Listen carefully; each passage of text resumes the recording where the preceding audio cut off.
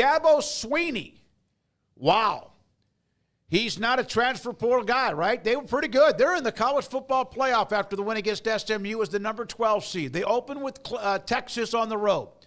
And they are hosting Purdue. Edge rusher Will Help on a visit sometime in the upcoming days.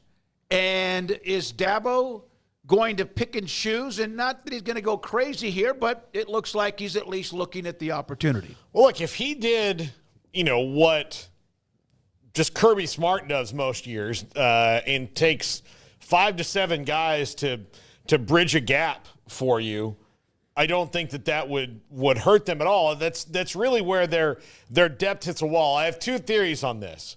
One is that after 3 years of this, he's seen enough portal attrition on his side where, guys leave Clemson.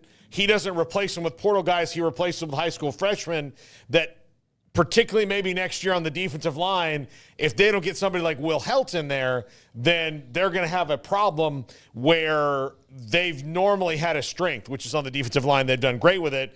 And my second thing is,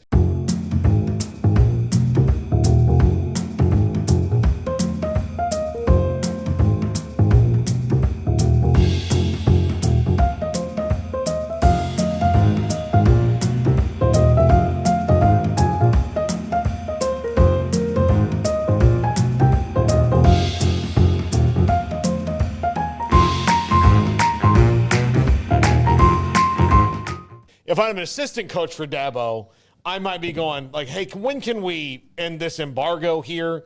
Like, you made your point. It's not a cure-all, but we're all fighting with muskets and doing pretty well, but everybody else has tanks. Yeah, I mean, I think it's definitely a notable headline because of the fact that he has so sparsely added from the portal 2 guys since 2018, both of them quarterbacks. That's it. That's his history of transfer portal additions, which seems almost like it's made up because just how could that possibly be?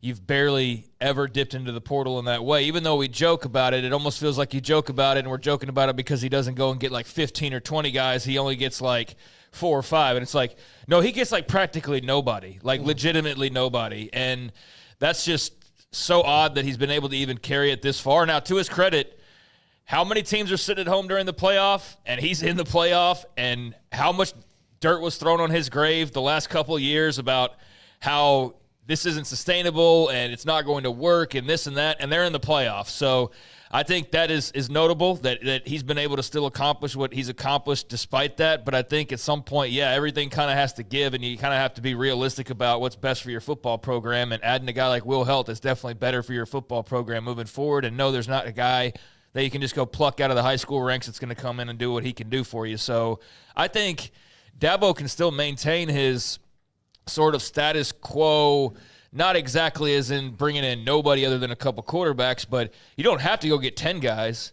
You don't have to get 15 or 20 like some programs do. You can go and get maybe a guy here and a guy there and sort of cherry pick, and I think that you still kind of maintain your stance for the most part because you're not going all portal heavy and creating your team basically out of it. But I do think it's a sign that, yeah, you also can't just not ever get anybody and expect to go back to the playoff on a regular basis. And he's a talented player, so why would you not want him? So, yeah, that's funny to see, and I'm sure extremely good to see for Clemson football fans out there who want to have a little bit of excitement when it comes to transfer season and know with a program like that they could have an immense amount of excitement and a lot of talent come their way through the transfer portal if he just opens his arms up a little bit more. So definitely a notable story and a change in the narrative around Dabo and the transfer portal. We'll see if they actually land Will Help, but the pursuit is of note, and I think maybe he gets a little taste of it and he goes, oh, wait a second. Like, damn, this is kind of nice. Like, you mean we can just go get guys that are ready to play right away? Like, maybe it changes his entire life. That are 2 or 3 years older than high school kids? I rag on Dabo a lot, and most of it's just because of his personality and his whole general vibe. I think it's because he helps put losses on your team's record occasionally. And his personality and his general vibe. I mean, if he would put losses, if he like Spurrier and put losses, I would be like, I'm not gonna rag on him. Like, that guy's kind of cool. Dabo, just his vibe is, I don't like it. I don't like it. Is he too peachy clean, too just almost what? All shucks. He's pretentious. What if he is? What? What if he's really that guy? He's not. I mean, nobody is. Oh, okay. I mean, like that's not a normal human. Like the way he acts is not how normal humans act. Like he's not like,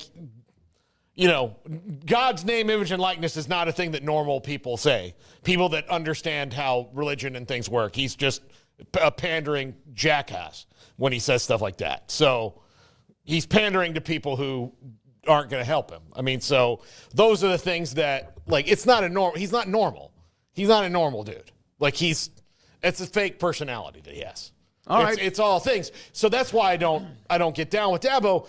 But the transfer portal thing, I just think, like, my whole thing is it's stupid not to use every weapon at your disposal when you don't have to use, like, I think he sees it as it has to be all or nothing, like a lot of these schools like Florida State, Colorado, a lot of the schools around him are doing. No, you're Dabo Swinney. You're a damn good football coach. You're schematically, like, he is a schematic genius. The dude knows how to call games. Now, he does get in his own way a lot because of that weird, awful personality he has, but he's really good at being a football coach in games most of the time.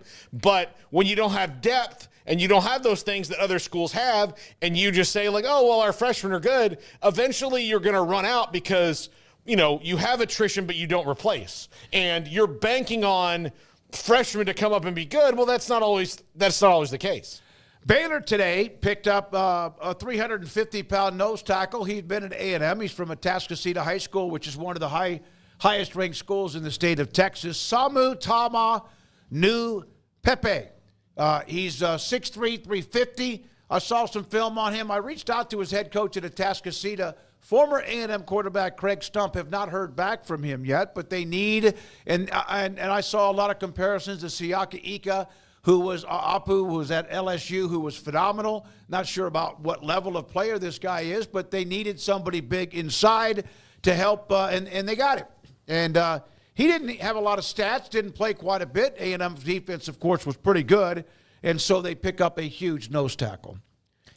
Yeah, they do. That's the first pickup from the portal for Dave Aranda and company, and they definitely need some guys on the line next year to add some size and some depth and just some talent. And yeah, not a guy who really made a huge mark at Texas A&M, but obviously is going to be close to home still. So you're not bringing a guy from halfway across the country to come in here. Should be just a nice fit from that perspective. And out of high school had a lot of incredible offers. I mean, had your Oregons, your UTs, your TCUs, your Colorados, your A&Ms, obviously, amongst various others. Miami had all offered him coming out of the high school ranks. So, yeah, 6'3", 350. That's not the kind of size that is just walking around every campus in America. So a guy that definitely has some potential to help clog up the middle and create a little bit of a matchup nightmare maybe for some offensive lines next year for Aranda's defense. But definitely a quick move by them. They saw something they liked and went after him and locked him in, and I think that's great for Dave Aranda to get the ball rolling and to immediately address a need that's very clearly a need going into the next season. All right, so there we are with that, and now, of course, Baylor's coaching staff seems to be pretty much intact, except that job at Sam Houston State is still open. Matthew Powledge among some of those. It does appear Rashad Samples may be, according to some reports, the number one target. Georgia Tech quarterback Haynes King, what a performance against Georgia in that game that went 8 overtimes. Has told the media he expects to be back another year at Georgia Tech. I'm sure they're thrilled with that. Said he can never say anything's 100%, but his plan is to return for what would be his redshirt senior season. Haynes King started out, of course, at A&M, went to Georgia Tech, and he's had a pretty nice career with the Yellow Jackets. It appears he's coming back for one more year.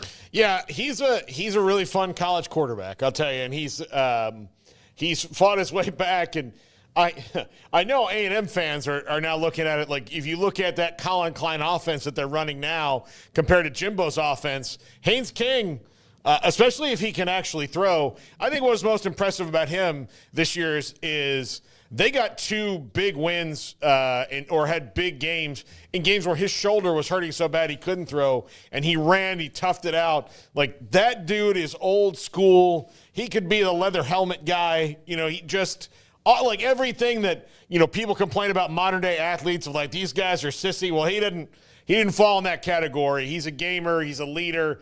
He's meant a lot to Georgia Tech and Brent Key. And I'm excited to see what they do next year. If he can stay healthy and actually throw the ball, that'd be wonderful.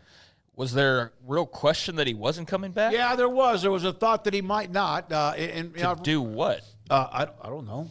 Like, it wasn't going to the NFL. No, he wasn't. But he was asked about it, and it was apparently there was enough speculation about it that they brought it up. Yeah, I have not talked to his father because he's got a game still. He's in the semifinals in high school football. Yeah, I just wondered why there was so much scuttlebutt, because I don't follow Georgia Tech super close, so I'm sure there's a conversation ongoing I'm just not aware of. But yeah, I didn't think there was really any question that he'd be back. He's not, like I said, going to go to the NFL right now.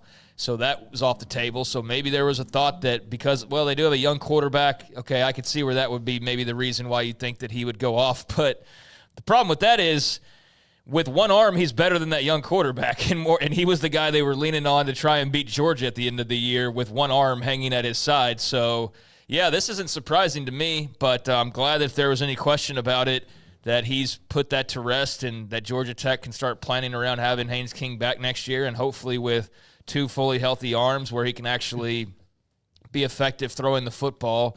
But his grittiness and his toughness this year, I think, was amongst the most, impressive in America, because he fought through clearly what was very painful injuries, especially that shoulder, to just line up and run the football old school style and do what he can to help his team win football games. And he did that, and he helped them win games and have a pretty successful season and nearly knock off Georgia in the process. So, yeah, man, I feel for him. That fumble at the end of that game where it looks like just a button got pushed that he had no control over to let the ball go.